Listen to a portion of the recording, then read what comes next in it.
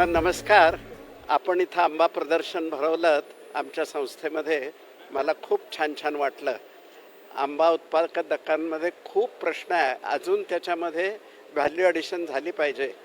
आम्ही आत्ताच काजू फळांवर खूप संशोधन केलं आणि फळांच्या किमतीपेक्षा 5 पट फायदा होईल तसंच आंब्यापासून करता येईल असं मला खात्री वाटते.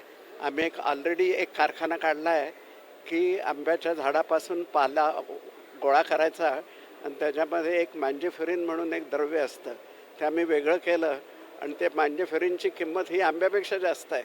तर आपण काहीतरी मिळून उत्तम करूया, आपण सहकार्याने चांगलं करता येईल असा माझा ठाम विश्वास आहे. जागतिक हवामान बदलामुळे मागील 5-6 वर्षे शेतकऱ्याचं उत्पादन प्रचंड प्रमाणात घटत आहे. जवळपास 50 ते 60% उत्पादन घटून ते 40% आलेले आहे. आणि या आपत्तीतून शेतकऱ्यांना बाहेर काढण्यासाठी, त्याचबरोबर शेतकऱ्यांनी उत्पादन केलेलं माल आणि तो पण चांगल्या पद्धतीचा माल त्यांनी उत्पादन केला पाहिजे, त्याला चांगल्या मार्केट संधी उपलब्ध झाल्या पाहिजेत व शेतकरी या संकटातून बाहेर गेला पाहिजे.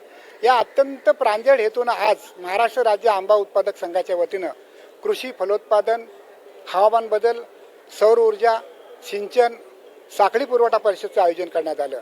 आणि या ठिकाणी अनेक मान्यवरांनी सकाळपासून ते संध्याकाळपर्यंत मार्गदर्शन केलं आणि शेतकरी त्यामुळे खऱ्या अर्थानं आज उपकृत झालेला आहे. आणि त्यासाठी अशा उपाययोजनांवर भर दिलेला आहे की शेतकऱ्यांनी सेंद्रिय आणि नैसर्गिक उत्पादनं वापरली पाहिजेत. आणि म्हणून या ठिकाणी आम्ही सेंद्रिय आणि नैसर्गिक उत्पादनाचे स्टॉल या ठिकाणी उपलब्ध करून शेतकऱ्यांना दिले.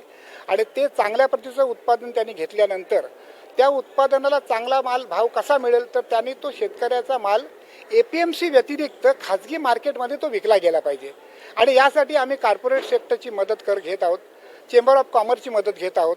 आणि शेतकऱ्याला त्याचा माल हा मधला माणूस वगळून विकणार आहोत. आणि त्याच्यामुळे आज या ठिकाणी खाजगी सेक्टरमधली आउटलेटवाली मंडळीसुद्धा या ठिकाणी उपस्थित होती. आणि त्यांना आम्ही शेतकऱ्याचा हा माल देण्याचं ऑलरेडी आमचं काम सुरू झालेलं आहे. पण भविष्यामध्ये आम्ही या प्रयत्नावर अधिक भर देणार आहोत.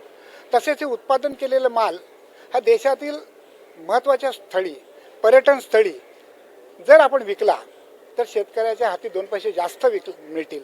तसेच निर्यात करताना येणाऱ्या अडचणी, निर्यातदार बऱ्याचदा शेतकऱ्याला फसवतात.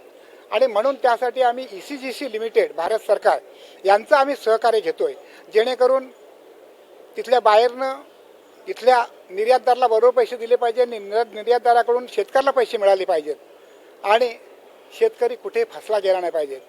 ह्या सगळ्या गोष्टीवर आम्ही धोरणात्मक कार्यक्रम आखलेला आहे आणि त्याची अंमलबजावणी आम्ही सुरू करणार आहोत. आणि मला असं वाटते आज या ठिकाणी राज्यातील अनेक चांगले शेतकरी उत्पादक कंपन्यांचे पदाधिकारी या ठिकाणी उपस्थित राहिले.